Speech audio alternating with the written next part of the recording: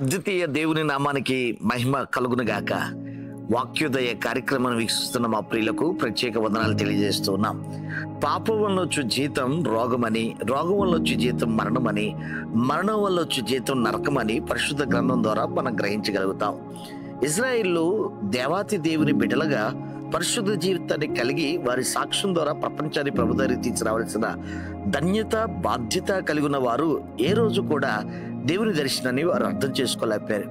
ఎద్దు తన కామందుని ఎరిగినట్లు, గాడిద సొంత వాని దొడ్డి తెలుసుకున్నట్లుగా వారికి తెలివి లేదు, వివేచన లేదు అని నా పిల్లల్ని పెంచి పెద్దవారు చేసి గొప్పవారిగా చేయగా వారు నా మీద తిరుగుబాటు చేస్తున్నారని తండ్రిని దేవుడు బాధపడుతున్న మాటని పరిశుద్ధ గ్రంథంలో చూస్తాం. యెషయా గ్రంథం 1వ అధ్యాయం 18వ వచనంలో ఆయన మాట్లాడుతూ అంటాడు, యెహోవా ఈ మాట సెలవిచ్చుచున్నాడు, రండి మన వివాదం తీర్చుకుందాం. మీ పాపములు రక్తం వలె ఎర్రనివైనను అవి హిమం వలె తెల్లబడును, కెంపు వలె ఎర్రనివైనను అవి గొర్రె బొచ్చు వలె తెల్లనివి అగును.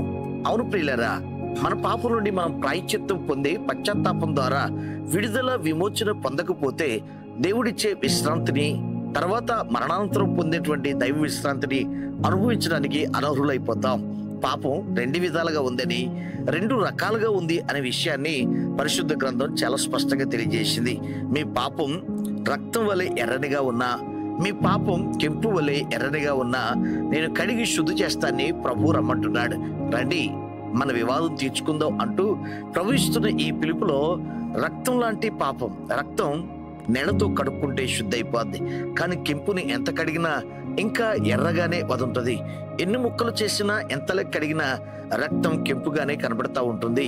దేవుని బిడ్డలారా, దీని అర్థం ఏంటంటే మనిషి 2 విధాలుగా పాపాన్ని అనుభవిస్తూ ఉన్నాడు. ఒకటి బయటికి కనబడే పాపం, 2 ఎవరికి కనబడని రహస్య పాపం. దీన్నే పౌలు ప్రస్తావన చేస్తూ బాహ్య పురుషుడు, ఆంతర్య పురుషుడు అంటాడు. చాలా మంది బాహ్య పురుషుడు క్షేమంగా ఉన్న, ఆంతర్య పురుషుడు ఆత్మీయంగా లేకపోవటం మనం చాలా మంది జీవితంలో చూస్తాం. అనగా కెంపు లాంటి ఎవరికి కనబడని అతి భయంకరమైన, అతి ఎర్రగా ఉండేటువంటి రక్తం లాంటి పాపాలు, కెంపు లాంటి పాపాలు రహస్యంగా వారి జీవితంలో ఉండిపోతాయి. దీన్నే ఉదహరిస్తూ మన ప్రభువైన యేసుక్రీస్తు కూడా మత్తయి సువార్త 7వ అధ్యాయం 3-4 వచనాలు ఇలా చెప్పారు, నీ కంటిలో ఉన్న దూలం నెంచక నీ సహోదరుని కంటిలో ఉన్న నలుసుని చూచిటేయాలా? నీ కంటిలో దూలం ఉండగా నీవు నీ సహోదరుని చూచి నీ కంటిలో ఉన్న నలుసుని తీసివేయనిమ్మని చెప్పనేలా? అవును, ఇక్కడ ఒక వ్యక్తి కంటిలో దూలం, మరో కంటి వ్యక్తిలో నలుసు. కంటికి కనబడేటువంటి దూలాన్ని మనం చూస్తున్నాం, కంటికి కనబడనేటువంటి నలుసును కూడా చూస్తున్నాం. ఈరోజు చాలా మంది బయటికి చాలా భక్తిగా ఉన్నా, మనుషులు ఎదుట నీతిమంతులుగా కనబడుతున్న రహస్యమైనటువంటి వ్యభిచార వాంఛలు, రహస్యమైనటువంటి ఆర్థిక లావాదేవీలు, రహస్యమైనటువంటి చీకటి కార్యాలు చేస్తూ దేవుని కృపకు దూరం అయిపోతున్నారు. అందుకే పరిశుద్ధాత్ముడు ఈ రోజు తెలియజేస్తున్నాడు, ఆంతర్య పురుషుడు శుద్ధి అవ్వాలి, బాహ్య పురుషుడు పరిశుద్ధపరచబడాలి. బయటికి ఎంత నీతిగా కనబడతామో లోపల కూడా అంతే జయ జీవితం కలిగి ఉండాలి. అలాగే కొంతమంది రహస్య పాపంలో విడుదల, విమోచన పొందిన వారి పాపాలు తేటగా కనబడుతూ అనేకులు నిందించేవిగా, దేవుని నామాన్ని అవమానపరిచేవిగా కనబడుతున్నాయి. ఈరోజు రక్తం లాంటి పాపాలు, జన్మతో మనం చూస్తూ వచ్చినటువంటి పాపాలు కడుక్కోవాలి. అలాగే ఎవరికి కనబడకుండా మనం రహస్యంగా చేస్తున్న బలహీనతలు అంటున్న, ఉప్పు కారం తింటున్నాం గనక ఈ విధమైన పొరపాట్లు చేస్తామని చెప్పి కొన్నిటికి బానిసలుగా లోనైపోతున్న మనం విడుదల పొందాల్సిన వారు ఉన్నాం. ఎందుకంటే నీతిమంతులే దేవుని రాజ్యానికి చేరుతారు.